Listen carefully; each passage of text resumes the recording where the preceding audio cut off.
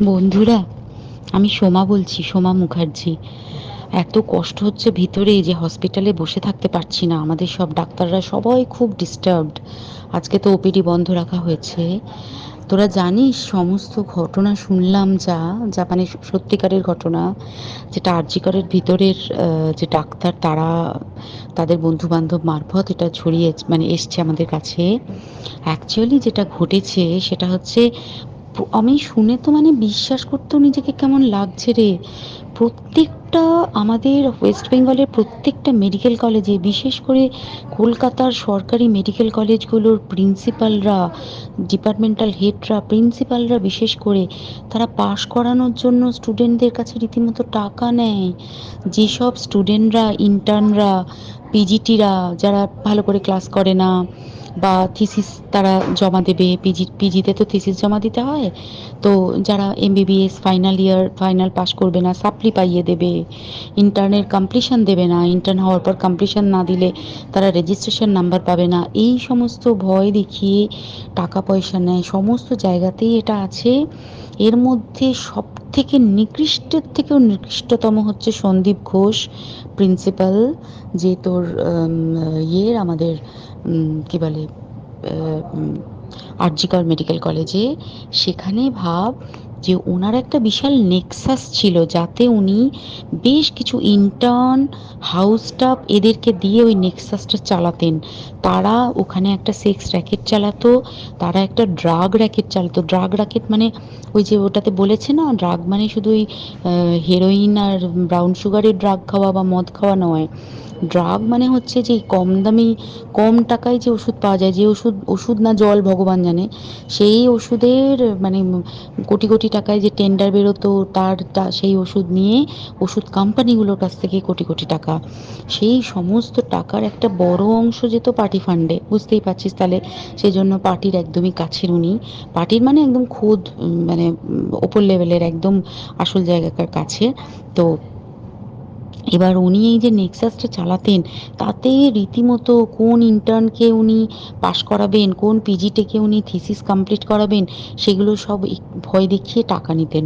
আর তার হয়ে কাজ করতো ওই ইন্টার্ন হাউস স্টাফের একটা পুরো বড় নেক্সাস।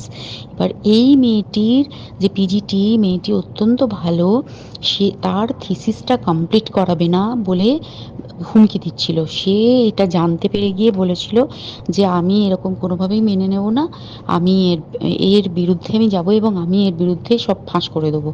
তখন তাকে রীতিমতো ধমক দেওয়া হচ্ছিল। এটা চলছিল লাস্ট 6 মান্থস ধরে।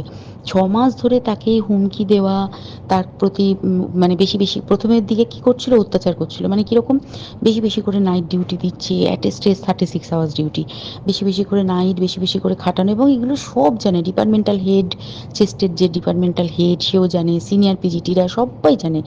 প্রিন্সিপালের নির্দেশেই হচ্ছে এবং ওনার নেক্সাসের ছেলেমেয়েরাই কাজ করছে। তারা 6 মাস ধরে এটা করেছে। করার পরেও যখন ওকে আটকাতে পারেনি, তখন কি করেছে, ওই দিনকে ওরা ঠিক করেছে যে দিনটাতে এই ঘটনাটা ঘটেছে, সেদিন কতখানি প্ল্যান্ড এবং গট আপ গেম দেখ। সেই দিন ওই ঘরে, ওই সেমিনার রুমে প্রত্যেক দিনই চারতলার আরও অনেকেই যারা সিনিয়র পিজিটি বা জুনিয়র পিজিটি, তারা কিন্তু বিশ্রাম নিতে যেত, অনেকেই ওই ঘরে যেত। সেই দিনকে ও একা, ওকে বলেছে তুমি ঘুমিয়ে পড়ো, ওকে একা রেখে এসেছে। বাকিরা কাউকে যেতে দেয়নি, বলেছে ওই ঘরে আজকে ঘটনা ঘটছে, মানে কাজ হচ্ছে, ওই ঘরে কেউ যাবে না। ওই ঘরে সেই দিনকে ওর সাথে যখন খাওয়া দাওয়া করেছে বাকি 4 জন, সেই 4 জনের মধ্যে একটি মেয়ে পর্যন্ত ছিল। সে কিরকম মেয়ে চিন্তা কর, এরা ডাক্তার না জানোয়ার জানি না, আমি জানোয়ার বললেও জানোয়ারদের অপমান করা হয়, কারণ জানোয়ার সমাজে এরকম কাজ হয় না।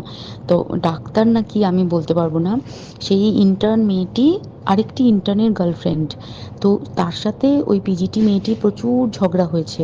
ঝগড়া হওয়ার পরে তারা তো হুমকি টুমকি দিয়ে চলে গেছে, দিয়ে তারা বলেছে তুমি ঘুমো। এবার ও তো আর জানে না, ভালো মনে শুতে এসেছে। তারপরে তারা গিয়ে মদটদ খেয়েছে, 7-8 জন মিলে চড়াও হয়েছে। এবং তোরা জানিস যে প্রথমে তার হাত দুটোকে দুপাশে 2 জন ধরে রেখেছে এবং সেই কাজে সেই মেয়েটিও সাহায্য করেছে, ইন্টার্ন মেয়েটি। 2 জন ওকে পা দুটোকে টেনে জরাসন্ধর মতো ছিঁড়ে ফেলেছে, মানে ছেঁড়ার মতো করে টেনেছে, যাতে পেলভিক বোন ভেঙেছে, গলার বোন ভেঙেছে। মানে কি বিপর্যস্ত মানে বিধ্বস্ত, কি নৃশংস অত্যাচার করেছে। ওকে উল্টো দিক করে শুইয়েছে, পিঠের ওপর দিয়ে বুট পরে হেঁটে গেছে, মাথাটাকে এমন থেঁতলেছে যে মানে স্কাল ফাল রাপচার হয়েছে। এই সমস্ত করার পরে শ্বাসরোধ করে তাকে মেরেছে।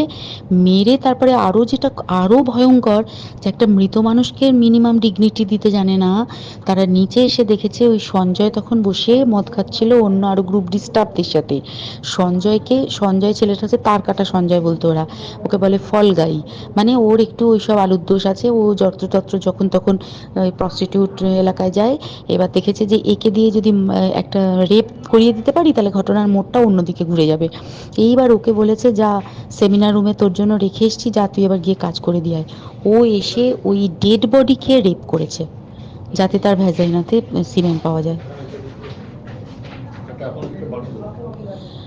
তো এবার এই হচ্ছে, প্লিজ আমি নাম করে ফেললাম সব কিছুই। কতজন আমি যে নামগুলো পাঠিয়েছি এই সব ডাক্তাররা, এরা সব জড়িত জানিস। কিন্তু কেউ কোনো প্রমাণ নেই, প্রমাণ লোপাটের জন্য সেদিনকে ওই ইন্টার্ন এবং ডাক্তাররা যে ওইখানের যে বাথরুমটাতে হাত পা ধুয়েছে, রক্ত ধুয়েছে, সেইটাকে সাত তাড়াতাড়ি প্রমাণ লোপাটের জন্য ওই দেওয়ালকে ভেঙে দিয়ে তার মানে ওই বাথরুমের জায়গাটাকেই ভাঙতে হচ্ছে ওদের। ওখানে নাকি ওরা রুম বানাবে, কালকে দেখেছিস তোরা খবরে। আর বেশি বলতে পারছি না, মানে তোরা তো সবাই প্রোটেস্ট করিস, আমরা তো আমাদের দিক থেকে করছি, কিন্তু কিছুই হবে না। এই পোড়া দেশে কিছুই হবার নেই, শুধু ভেতরে ভেতরে গুমড়ে গুমড়ে কষ্ট পাওয়া। আর আগামী প্রজন্মের যে ডাক্তাররা বেরোবে, তারা যে ইন্টার্ন বা পিজিটি বা এই যাদের কাছে আমরা যাব ভবিষ্যতে, তারা কি ডাক্তার না কি আমি জানি না, কি নিয়ে তাদের কাছে আমরা যাব আর কি করেই বা আমাদের পরের প্রজন্মকে আমরা সুরক্ষিত রাখবো।